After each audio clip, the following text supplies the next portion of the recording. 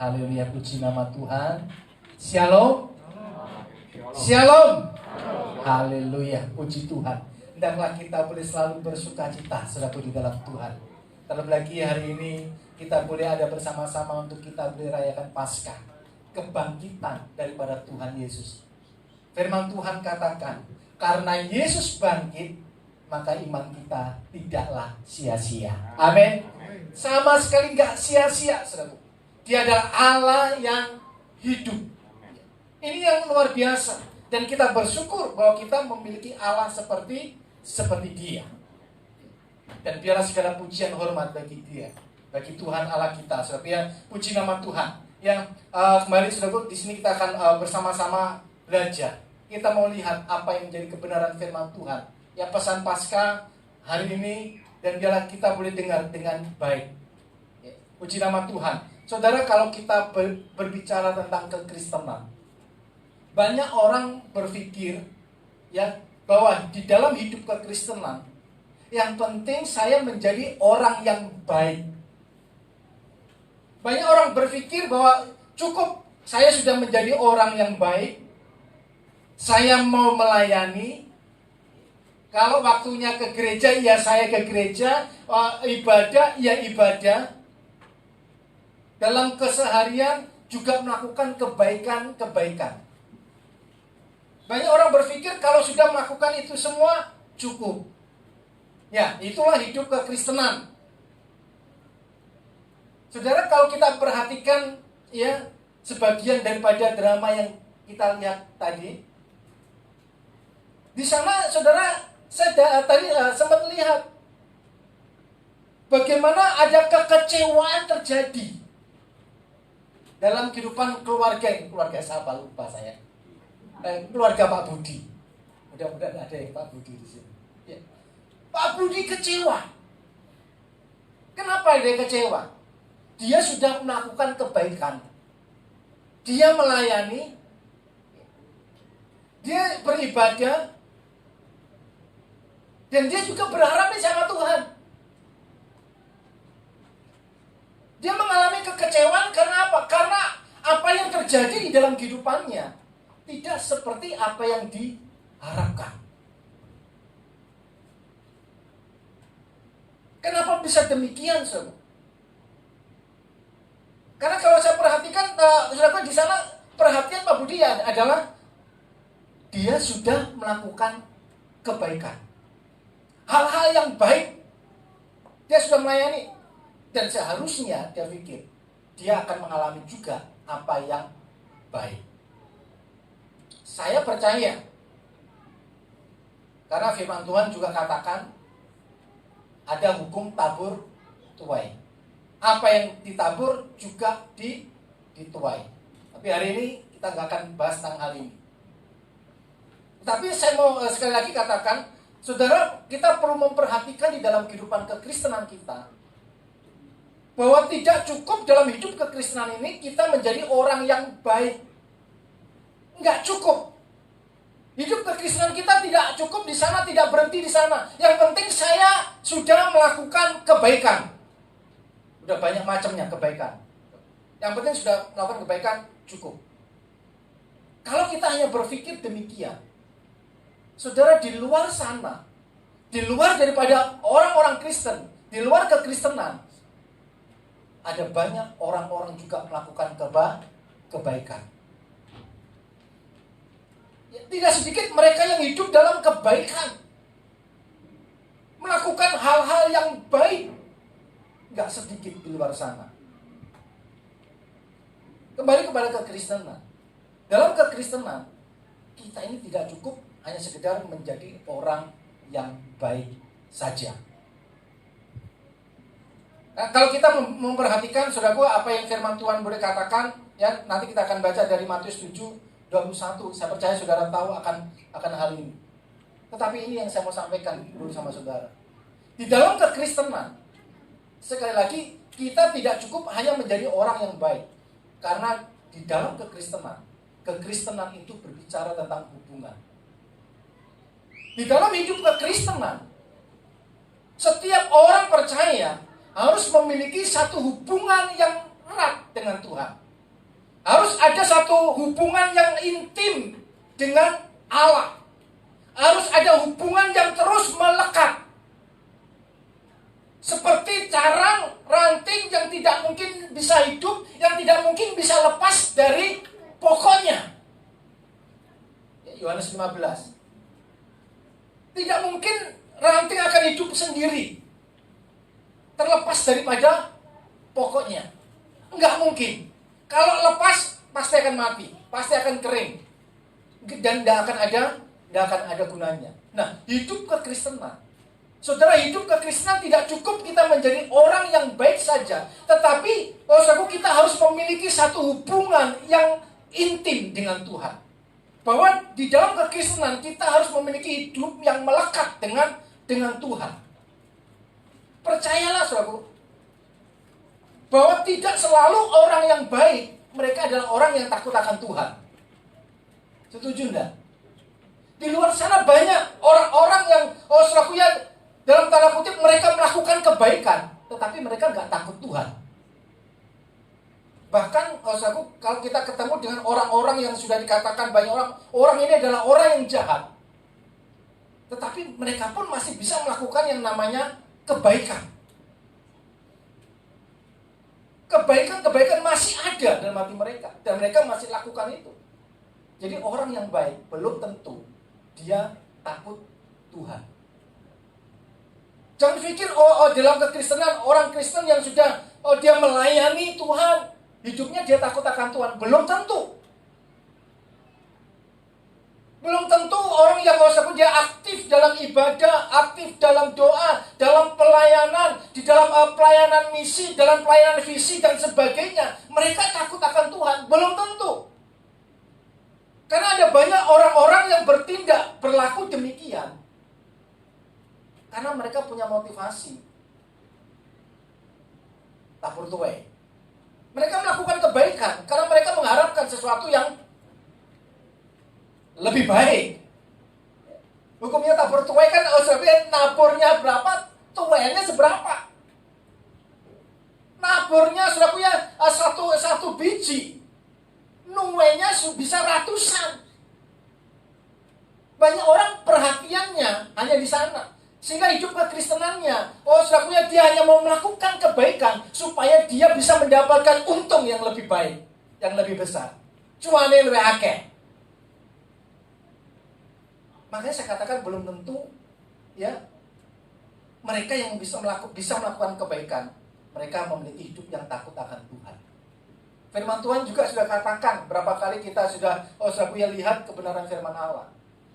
Bisa orang beribadah datang kepada Tuhan, tetapi hatinya jauh. Dan Tuhan tidak berkenan dengan hal-hal yang demikian. Kepada orang-orang yang demikian. Amin. Orang Kristen harus memiliki akan hubungan yang erat dengan Tuhan. Matius 7 ayat 21 dikatakan di sana bahwa apa? Bukan setiap orang yang berseru kepadaku Tuhan, Tuhan, Tuhan akan masuk ke dalam kerajaan surga. Bukan mereka yang hanya bisa berseru Tuhan, Tuhan. Bukan mereka yang hanya bisa melakukan hal-hal yang baik. Kalau kita baca penuh secara perikop ini, orang-orang yang bisa melakukan kebaikan, melayani, pelayanannya pun luar biasa, disertai dengan mujizat. Pelayanannya disertai dengan bisa mengusir setan dan sebagainya. Lalu mereka memiliki hidup yang takut akan Tuhan? Belum tentu. Kenapa saya katakan mereka tidak takut akan Tuhan? Karena saudaraku, firman Tuhan selanjutnya dikatakan, di sana dikatakan bahwa pada waktunya, pada akhirnya Tuhan katakan, aku tidak mengenal kamu. Kenapa bisa demikian? Karena ternyata apa yang mereka lakukan, apa yang mereka boleh perbuat di dalam kehidupannya, tidak didasari takut akan Tuhan. Makanya dikatakan, siapakah yang akan menjadi penghuni surga? Yaitu mereka yang melakukan kehendak Bapa di surga. Mereka yang melakukan kehendak Tuhan. Siapakah yang akan menjadi pelaku daripada kehendak Tuhan? Siapakah yang akan menjadi pelaku daripada firman Allah? Saya percaya yang akan menjadi pelaku adalah mereka yang memiliki hubungan yang dekat dengan Tuhan. Amin. Orang yang punya hubungan erat dengan Tuhan, yang dekat dengan Tuhan, yang melekat dengan Tuhan, mereka lah yang akan menjadi pelaku. Mereka yang akan melakukan apa yang menjadi kehendak Allah. Dan inilah yang Tuhan mau lihat dapat terjadi di dalam kehidupan daripada gerejanya.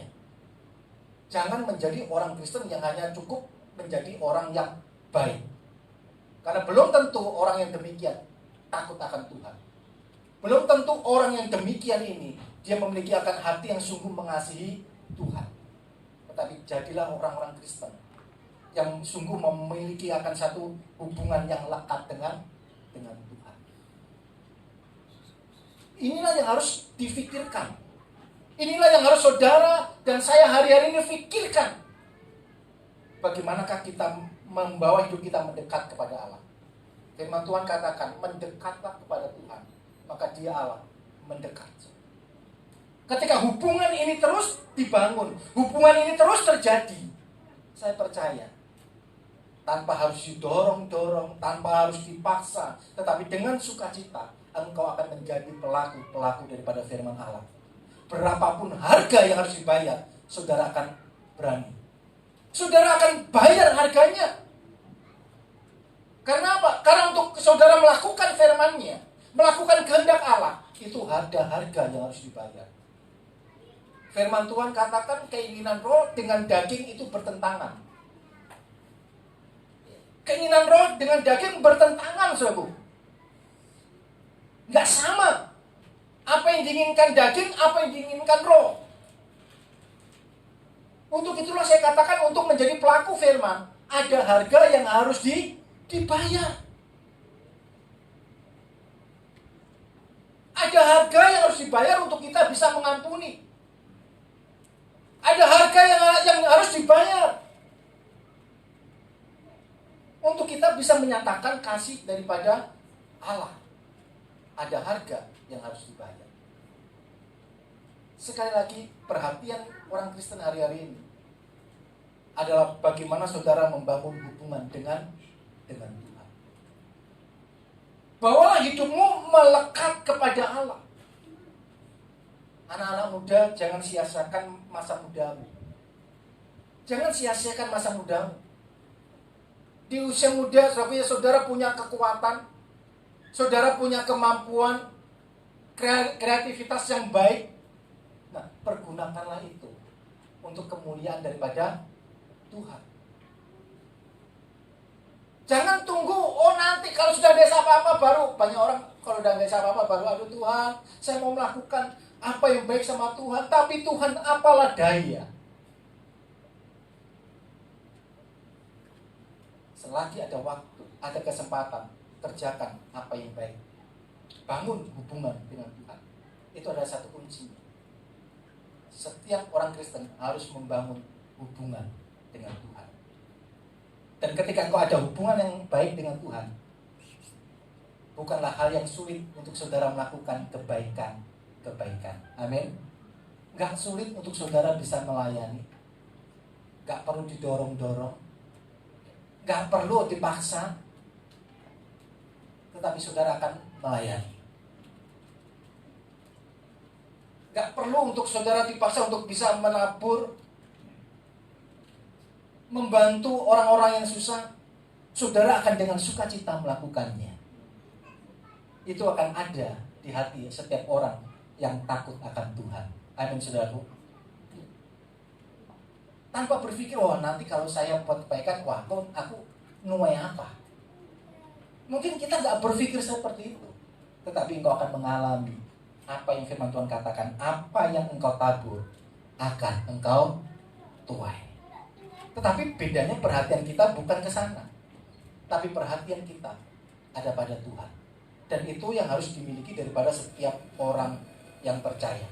Nah, melalui Paskah hari ini, saudara, saya mau sampaikan kebenaran ini untuk saudara. Bagaimana saudaraku ya, di dalam kehidupan kita ada keberanian untuk kita mendekat kepada Tuhan, membangun hubungan dengan Tuhan, melekatkan hidup kita kepada Tuhan, melekatkan seperti carang saudaraku yang selalu mau melekat kepada pokok anggur. Ada beberapa yang saudaraku yang akan menolong kita, yang akan membantu dalam setiap kehidupan kita untuk kita boleh bergairah di dalam melakukan kehendak daripada Tuhan. Karena tidak sedikit orang juga berpikir dalam kehidupannya untuk melakukan kehendak Tuhan. Banyak orang tuh berpikir, waduh, kalau melakukan kehendak Tuhan lalu gimana nih untuk kehidupan saya? Kehidupan saya yang saya maksud adalah, di dunia ini kita masih ada ingin ini, ingin itu, mau buat ini, buat itu, kerjakan ini, kerjakan itu, ya. Yang berfokus sama diri dan butuh mungkin, saudaraku ya, butuh banyak keuangan dan sebagainya. Lalu kalau hidup dan takut akan Tuhan, bagaimana? Masa saya harus kehilangan itu semua? Banyak orang berpikir bahwa ketika dia melakukan kehendak Allah, waduh, kerjanya nanti ini tambah seret. Gimana mau cuan akeh? Gimana mau dapat untung besar? Harus jujur. Waduh, susah. Nah, melalui pasca hari ini, saudara, melalui kematian, kebangkitan Tuhan Yesus, kita mau belajar makna sesungguhnya daripada kematian dan kebangkitan Yesus. Dan ini akan mendorong kita, memotivasi kita untuk kita boleh bergairah, untuk kita melekat kepada Tuhan, untuk kita melakukan apa yang menjadi kehendak daripada Allah. Yang pertama, saudaraku, ya, melalui kematian dan kebangkitan daripada Tuhan Yesus Kristus, bahwa kematian dan kebangkitannya telah memerdekakan akan setiap kita, setiap orang yang percaya, memerdekakan kita dari dosa. Saudara, Paskah adalah hari kemenangan. Bukan saja kemenangan terjadi dalam kehidupan daripada Tuhan Yesus, tetapi juga terjadi dalam kehidupan daripada gerejanya, dalam kehidupan daripada umat manusia, dalam kehidupan mereka yang percaya kepada Dia. Karena sungguh melalui kuasa kebangkitannya, kita telah dimerdekakan dari dosa. Roma 6 ayat yang ke-18. Kamu telah dimerdekakan dari dosa dan menjadi hamba kebenaran. Kamu telah dimerdekakan dari dosa. Dosa tidak lagi berkuasa dalam hidupmu. Kita tahu firman Tuhan bicara dalam kehidupan kita bahwa karena dosa, manusia, saudaraku ya, dia nggak bisa buat apa-apa, hidupnya diperbudak oleh dosa, dikuasai oleh dosa, dan bahkan sepanjang hidupnya dia akan hidup dan nanti mautnya akan menjadi bagian dalam kehidupannya. Itu karena dosa. Akibat dosa ialah maut. Tetapi melalui kuasa kematian dan kebangkitan Yesus, kita dimerdekakan. Kemenangan terjadi. Ya, kita masih manusia biasa. Di hari-hari ini kita masih hidup dalam daging kita. Kita masih manusia biasa. Kapanpun bisa saja kita melakukan yang namanya dosa. Betul kan? Bisa. Emosi kita masih bisa terpancing. Kita bisa melakukan dosa. Tetapi ingat, bahwa kuasa dosa, bahwa dosa tidak lagi berkuasa dalam hidupmu. Dosa tidak lagi berkuasa sehingga engkau bisa mengatakan tidak kepada yang namanya dosa. Dosa mungkin aku bisa mendakwa hidupmu, tetapi engkau bisa untuk tidak mempercayainya karena engkau telah dimerdekakan. Lalu selanjutnya dikatakan, kalau engkau sudah dimerdekakan, maka hiduplah sebagai hamba Tuhan. Hiduplah sebagai hamba kebenaran. Hamba kebenaran. Jadi engkau hanya akan bertindak, engkau hanya akan melakukan kebenaran, kebenaran, dan kebenaran. Setelah engkau dibebaskan, dimenangkan, dimerdekakan dari dosa, jadilah hamba kebenaran.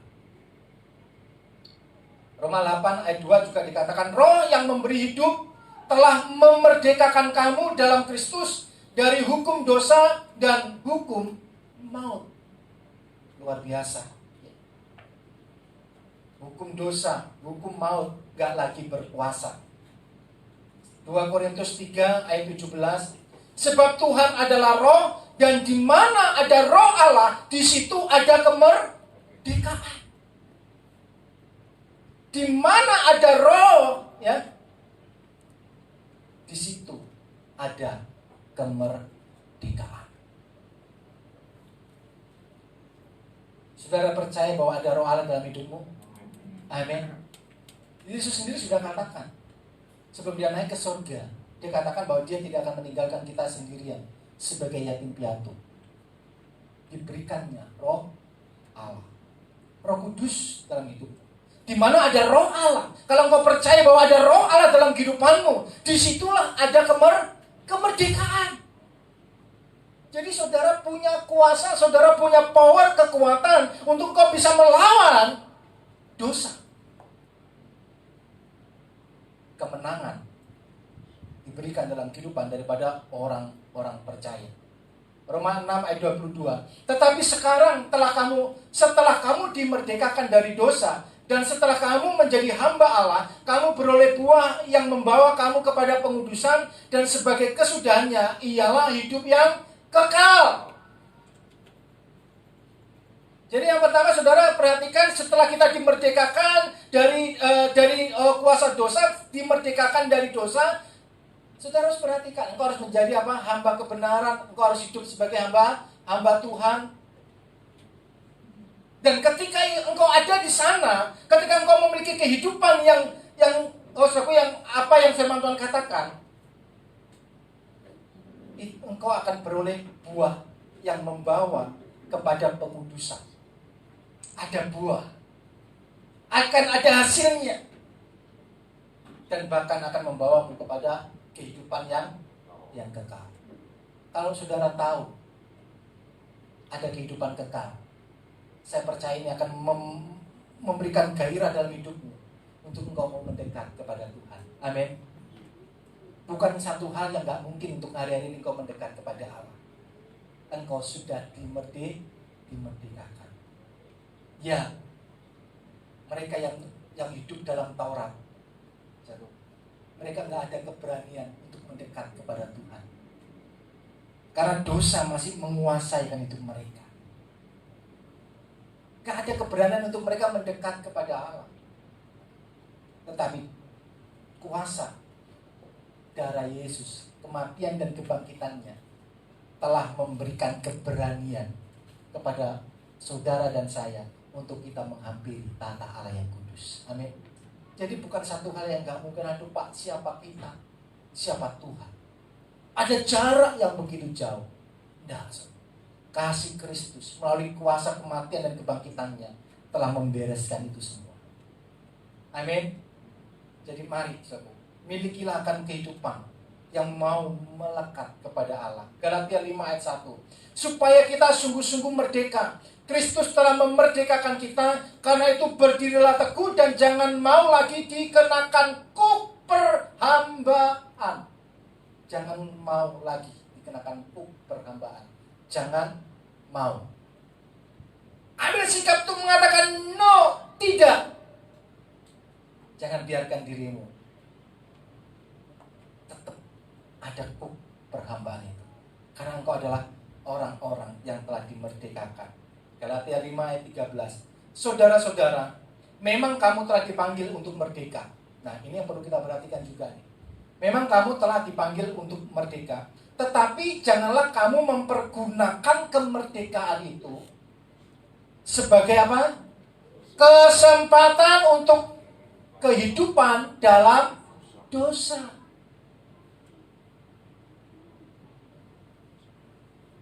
Jangan gunakan itu sebagai kesempatan untuk kehidupan dalam dosa. Melainkan layanilah seorang akan yang lain oleh kasih.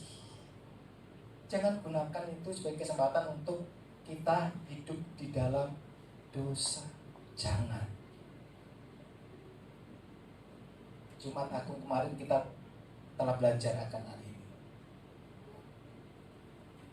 Jangan kita hidup dalam dosa supaya kasih karunia Allah semakin melimpah. No, tidak demikian. 1 Petrus 2 ayat 16. Hiduplah sebagai orang merdeka dan bukan seperti mereka yang menyalahgunakan kemerdekaan itu untuk menyelubungi kejahatan-kejahatan mereka, tetapi hiduplah sebagai hamba Allah. Siap saudara? Hiduplah sebagai hamba Allah, hamba Tuhan. Jangan berpikir, oh hamba Tuhan itu, Pak Yakob hamba Tuhan. Kalau saya, enggak. Kita semua adalah hamba Tuhan. Amin. Engkau adalah hamba Tuhan. Jadi hidup dalam kebenaran, hidup dalam kekudusan. Hidup dalam kekudusan bukan hanya hari Minggu, bukan hanya untuk hari-hari ibadah. Ya. Di luar sana, dimanapun, hiduplah dalam kebenaran Allah. Supaya kita tetap melekat kepada Allah. Bangun hubungan ini. Bangun hubungan intim dengan Tuhan.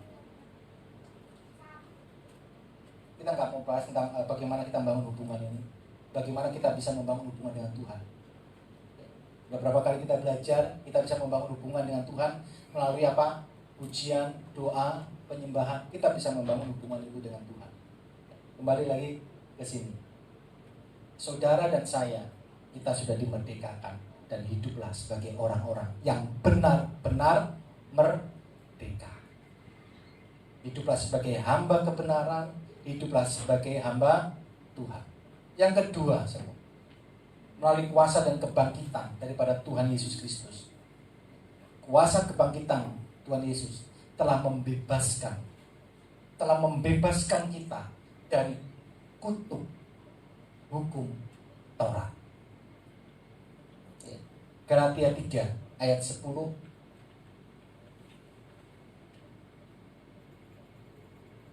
Galatia 3 ayat 10 dikatakan demikian.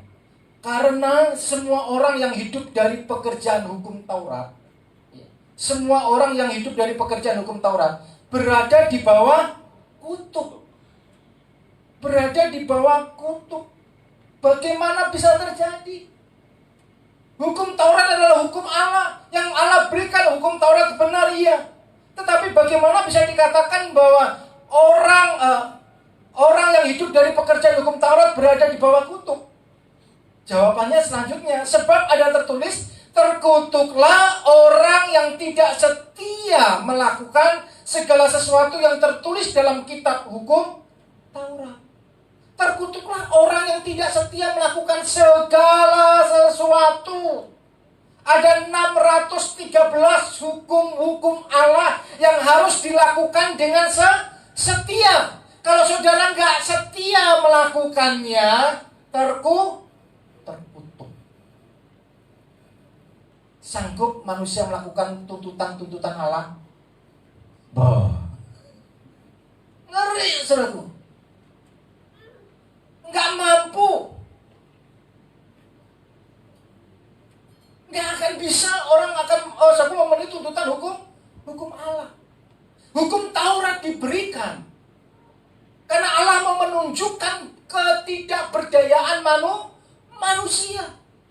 Bahwa manusia itu benar-benar tidak punya kemampuan kekuatan untuk bisa memenuhi tuntutan hukum Allah. Nggak bisa.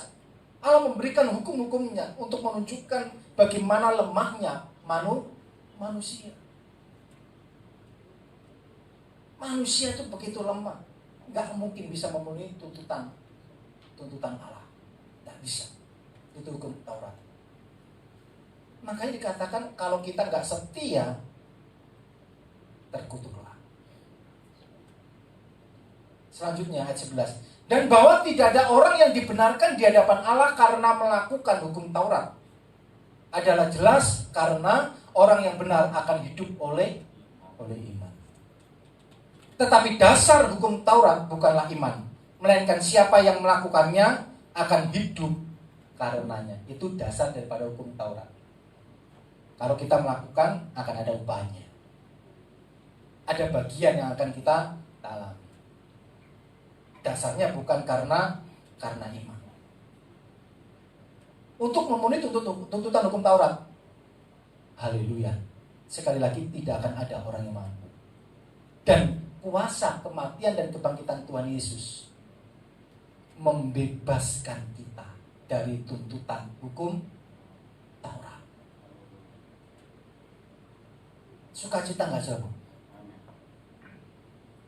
Saudara kalau baca kitab Imamat, ulang lagi saudara baca kitab Imamat, ngeri saudara ya. Orang yang hidup dalam Taurat iso stres sendiri saudara. Benar saudara. Segala sesuatu ada aturannya, ada upacaranya saudara. Buat kesalahan harus membawa korban sembelihan. Mau begini harus saudaraku, ngeri. Tetapi puji Tuhan, sekali lagi kasih Kristus telah membebaskan kita. Galatia 3:13 nantinya dikatakan Kristus telah menebus kita dari kutuk hukum Taurat.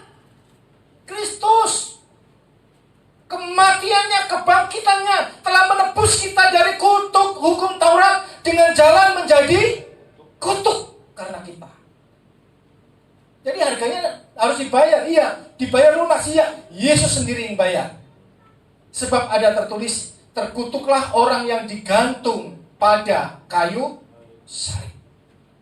Ayat 14, Yesus Kristus telah membuat ini supaya di dalam Dia berkat Abraham sampai kepada bangsa-bangsa lain, sehingga oleh iman kita menerima roh yang telah dijanjikan itu. Ketika saudara mendekat kepada Allah, hidup di dalam kebenarannya, saudara kehilangan berkat-berkat jasmani? Tidak. Saudara akan mendapatkan itu. Jadi jangan takut untuk saudara mendekat kepada Tuhan, bangun hubungan dengan Tuhan, melakukan kehendak Tuhan. Karena ketika kau melakukan kehendak Tuhan, saudara nggak akan kehilangan juga yang namanya berkat-berkat jasmani. Untuk hidupmu di dunia ini, saudara, Tuhan itu tahu.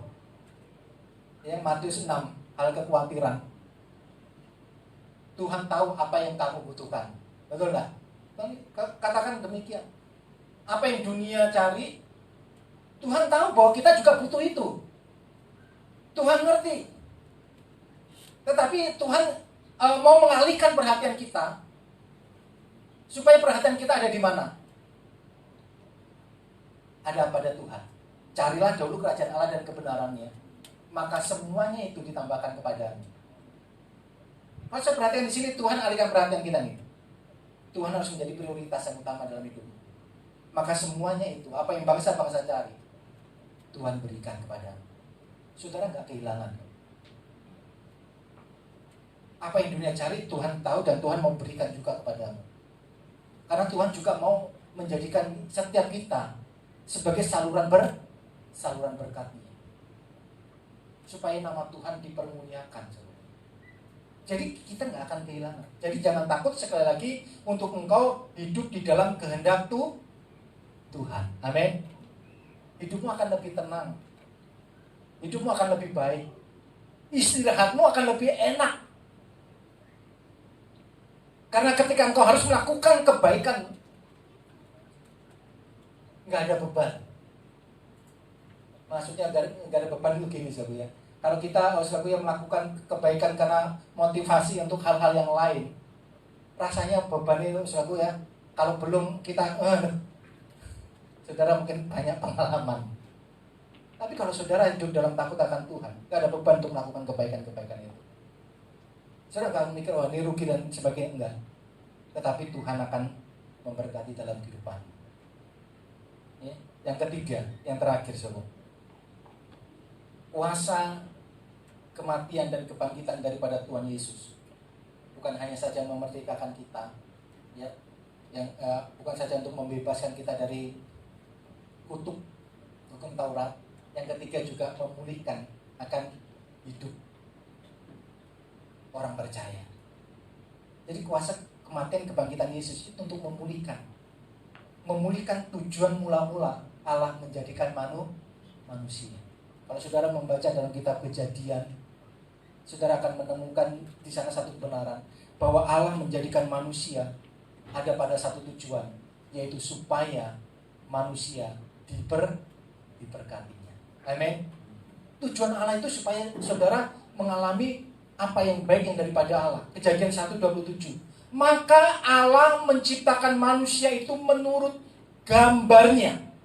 Menurut gambar Allah diciptakannya dia, laki-laki dan perempuan diciptakannya mereka. Ayat 28. Allah memberkati mereka. Lalu Allah berfirman kepada mereka, beranak cuculah dan bertambah banyak, penuhilah bumi dan taklukkanlah itu, berkuasalah atas ikan-ikan di laut dan burung-burung di udara dan atas segala binatang yang merayap di bumi. Jadi tujuan Allah menjadikan manusia itu untuk hal-hal yang baik, supaya diberkati, supaya saudara berkuasa atas ciptaan Allah yang lainnya. Saudara berkuasa. Lihatlah, Tuhan katakan, aku memberikan kepadamu segala tumbuh-tumbuhan yang berbiji di seluruh bumi dan segala pohon-pohonan yang buahnya berbiji, itulah akan menjadi makananmu. Penyediaan Tuhan ada. Jadi tujuan Allah itu begitu luar biasa ketika menjadikan manusia. Tetapi dosa merusakkannya. Dosa merusakkannya. Hubungan rusak dengan Allah. Kehidupan manusia, saudaraku, yang mulai mengalami akan satu keadaan di mana manusia untuk hidup dia harus bekerja keras dan sebagainya. Dosa sudah merusakkannya. Tetapi kematian dan kebangkitan Yesus memulihkan hidupmu kepada tujuan mula-mula Allah menjadikan manusia. Saya mengundang untuk pemain musik bisa maju ke depan. Dipulihkan supaya kita benar-benar bisa mengalami apa yang menjadi tujuan Allah. Untuk diberkatinya, untuk berkuasa atas segala ciptaan daripada Allah. Perhatikan 3 hal ini, saudara. Bahwa melalui pesan Paskah hari ini, supaya di dalam kehidupanmu sebagai pribadi yang sudah dimerdekakan dari dosa, jangan lagi hidup dalam kuasa dosa. Jangan. Kau punya kuasa untuk menolak, untuk mengatakan tidak kepada dosa. Miliki keberanian. Bila perlu saudara berdoa, Roh Kudus berikan saya keberanian. Paulus pernah berdoa dalam hal ini. Dia berdoa, Tuhan berikan keberanian untuk dia bisa memberitakan Injil, memperkatakan firman Tuhan. Butuh keberanian. Saudara, bila perlu saudara berdoa, minta Roh Kudus memberikan keberanian untuk bisa melakukan apa yang benar, menjadi hamba kebenaran dan tidak melakukan dosa. Yang kedua, melalui Paskah ini saudara, mari di dalam setiap kehidupanmu sadari akan hari ini bahwa engkau sudah dibebaskan dari kutuk hukum Taurat. Engkau ada di dalam anugerah Tuhan, ada dalam kasih karunia. Kalau bicara berkat juga adalah kasih karunia, anugerah Tuhan. Dan tidak ada kekuatan apapun yang bisa menahan ketika Allah mau memberkati saudara. Jadi mari, saudaraku, bawa hidupmu untuk tetap ada di dalam kehendak daripada Allah. Tentang keadaanmu sekarang, percayalah, Tuhan mengasihi. Dan bersama-sama hari ini, saya ajak saudara tutup matamu. Saya mengajak saudara menaikkan satu pujian yang menyatakan, Yesus, aku cinta kepadamu. Dengan hati, dengan segenap hatimu, hari ini saya mau mengajak saudara menyatakan ini. Untuk menyatakan, Yesus, aku cinta kepadamu. Tetaplah engkau bersamaku Tuhan, supaya kita tetap melekat di dalam kasih-Nya. Sama-sama nyatakan pujian ini.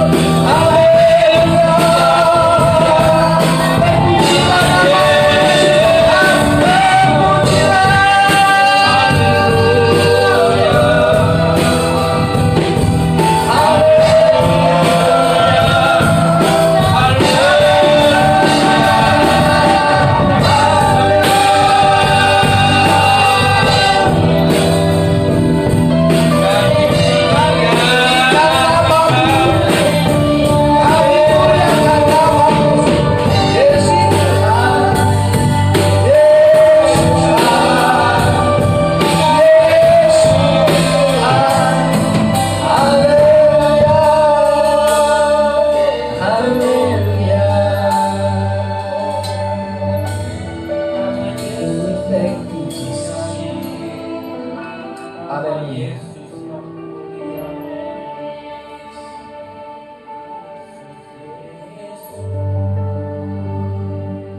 Mau seperti-Mu Yesus Tuhan, disempurnakan selalu dalam setiap jalanku, memuliakan nama-Mu. Mau seperti-Mu, mau seperti-Mu Yesus, disempurnakan selalu dalam setiap jalanku, memuliakan nama-Mu, memuliakan nama-Mu, memuliakan nama-Mu. Dalam nama Tuhan Yesus, kami berterima kasih untuk hari ini. Terima kasih untuk firman-Mu.